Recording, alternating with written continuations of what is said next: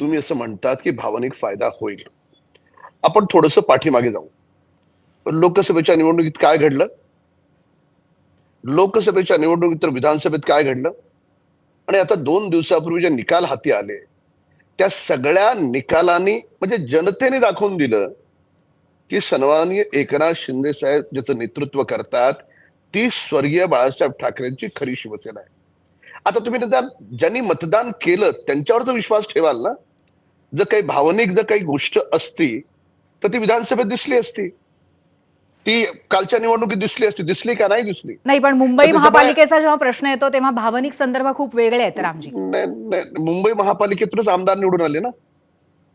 मुंबई महापालिकेतून खासदार निवडून आले ना. तर त्याच्यामुळे त्याचा भावनेशी काहीही दुरान्वय संबंध नाही. उलट मुंबईमध्ये 11,000 लोक जे तडफडून कोविडच्या काळात जे मृत्यू पावले, त्याला जबाबदार तत्कालीन सन्माननीय मुख्यमंत्री उद्धव ठाकरे आहेत. हे विसरणार नाहीत मुंबईतले मराठी लोक. काय झालंय की मराठी माणसाला हे उबाटाने इतकं गृहीत धरलंय की मराठी माणसाला कसे थोडस मराठी मराठी करा, थोडस मुंबईला महाराष्ट्रापासून तोडली म्हणा, लगेच ह्यांना कोपऱ्याला गुळ लावं की लगेच आपल्या पाठीमागे येतील. अरे सोशल मीडियाचा जमाना आहे. घरातल्या शाळकरी मुलाला पण कळतं खरं काय खोटं काय.